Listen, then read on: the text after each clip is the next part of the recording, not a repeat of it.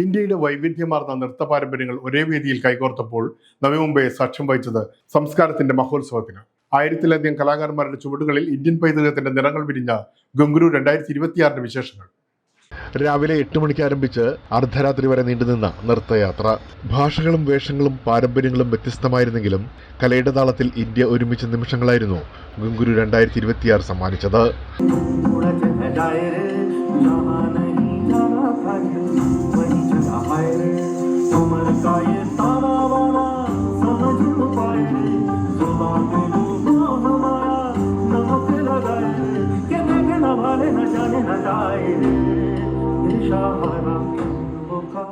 രാജ്യത്തിന്റെ വിവിധ ഭാഗങ്ങളിൽ നിന്നെത്തിയ 100-ലധികം സംഘങ്ങളിലായി 1600-ലേറെ കലാകാരന്മാർ വേദിയെ സജീവമാക്കി.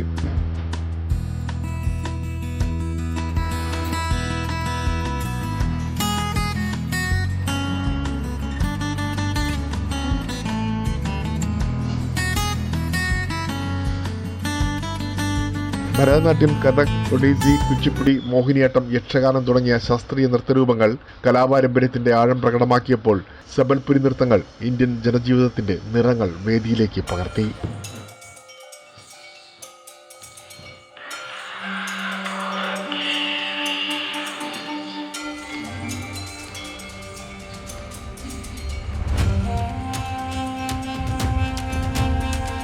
ബോളിവുഡ്, സെമി ക്ലാസിക്കൽ, ഫ്യൂഷൻ അവതരണങ്ങളും യുവതലമുറയുടെ ആവേശമേറ്റുവാങ്ങി. ഓരോ ചുവടും പാരമ്പര്യവും നവീനതയും കൈകോർക്കുന്ന സാംസ്കാരിക പ്രഖ്യാപനമായി മാറി.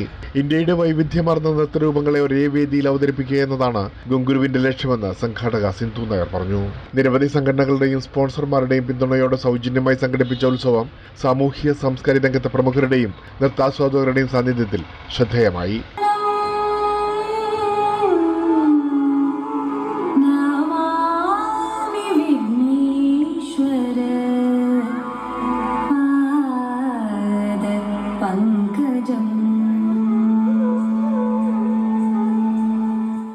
കലയും സംസ്കാരവും അതിരുകൾ കടന്ന് മനുഷ്യരെ ഒന്നിപ്പിക്കുന്നുവെന്ന സന്ദേശം ഉയർത്തിപ്പിടിച്ച് ഗുങ്കുരു 2026 തിരശ്ശീല വീഴുമ്പോൾ ഇന്ത്യൻ നൃത്ത പാരമ്പര്യത്തിന്റെ വർണ്ണാഭമായ മുദ്രയായി നവി മുംബൈയുടെ സാംസ്കാരിക ചരിത്രത്തിൽ മറ്റൊരു മനോഹര അധ്യായം കൂടി രേഖപ്പെടുത്തി. ഇടവേളയ്ക്ക് ശേഷം തിരിച്ചു വരാം. മഹാരാഷ്ട്രയിലെ ഏറ്റവും പുതിയ വാർത്തകളും വിശേഷങ്ങളുമായി. 4 ദിവസം അവൻ ഏതെങ്കിലും ഇൻഡസ്ട്രിയിൽ അവൻ ഇന്റേൺഷിപ്പാണ് ചെയ്യുന്നത്. കാര്യം അവൻ പഠിക്കുന്ന കാര്യങ്ങൾ എക്സ്പീരിയൻസ് ചെയ്യുകയാണ് ഇൻഡസ്ട്രിയിൽ പോയിട്ട് 4 ദിവസം. അപ്പോൾ പിന്നെ അവന്